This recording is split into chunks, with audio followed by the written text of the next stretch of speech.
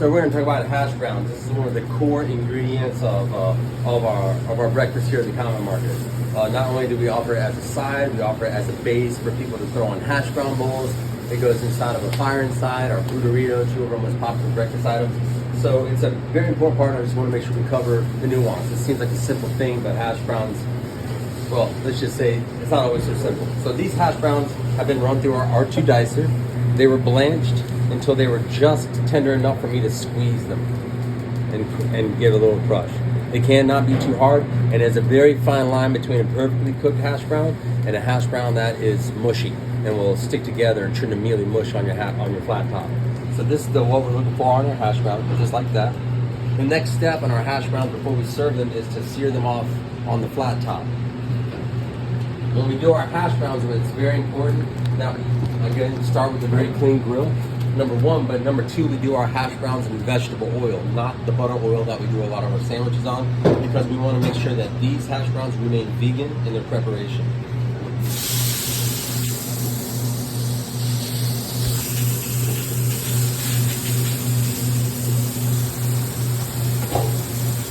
As we're talking about that, I do want to stress that for some very, very, very strict vegans, they might not consider this vegan because it shares the grill sometimes with butter oil, even though we clean it and everything else. And that's fine. Not everybody's of the same opinion, but it is important if somebody is very strictly vegan that they know that.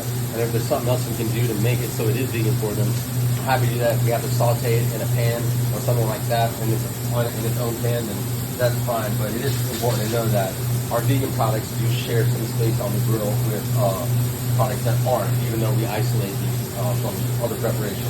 Now, as you can see, what I don't do, and this is a very small batch of hash browns, so this is easy to demonstrate, but when we're prepping for service, like Saturday, Sunday service, and we have 2 bus tubs full of hash browns that need to get blanched off, I know that we got this in us, like I want to get them seared, and so you overload the flat top. Now, the problem with that is, number one, not everything is touching the grill, right? Number two, if you put too much stuff on the flat top, it's too much of a dramatic turn down in the temperature of the grill, and you're not going to get the proper sear. Number three, there's no way you can put down enough oil to sear 3 inches thick of hash browns. All those hash browns at the bottom are going to suck up some oil. The ones on top will not have any oil. You'll get a lot of sticking. It's going to be hard to come back from. Finally, the biggest thing we're doing, as I say all the time, when everything is touching, we're allowing steam to escape. So allowing that water to escape is what is allowing the hash browns to turn brown, actually get crispy on one side. You'll see another thing I don't do is I'm not over here tossing it around and moving it around the whole time. That's absolutely what you don't want to do. You want to let it, at least on one side, you want to let it sit and get a good, nice, deep, dark brown. And before we do go and start flipping around on the grill and everything, that's when I'll actually go season them. When we blanch these, we blanch them in water with salt, just like any other good potato cookery. And then, so they're already kind of have a light seasoning, interior seasoning when they hit the grill, but we finish them with Moe's, straight line Moe's seasoning when it's on the grill.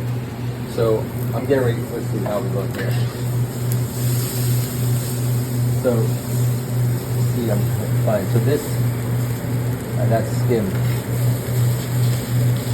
I'm gonna wait one more second before I start moving these around, because for me, that's not enough brown. And also another thing that color brown right there is telling me, if you can see it, is that I need actually a little bit more fat down on this grill to get more contact between the grill and the product that we're doing. So I'm gonna add a little bit more.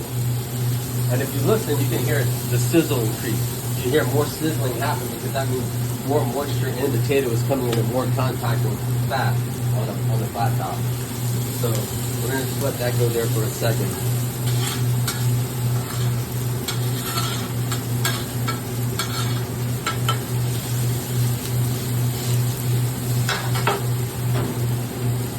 Other things you can do to rush this along, if you're like, say you just have a little bit, you need one for one order, you can add a weight to it for a little bit to make the hash brown go faster. I could actually put a sheet pan down on everything and put 3 weights down on top of a whole sheet pan or something like that. But again, you're dealing with trapping moisture. But just, there's more than one way to get there, but this is the best way to get there.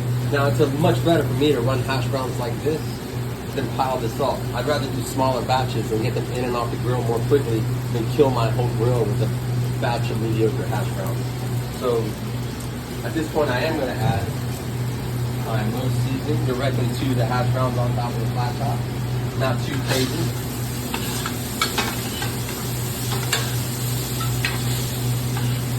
What's all in that mold seasoning? That's a good question. So, the most seasoning is it's a spice blend that was created by Choi Gallardo. He's a good friend of mine out of Kuwait.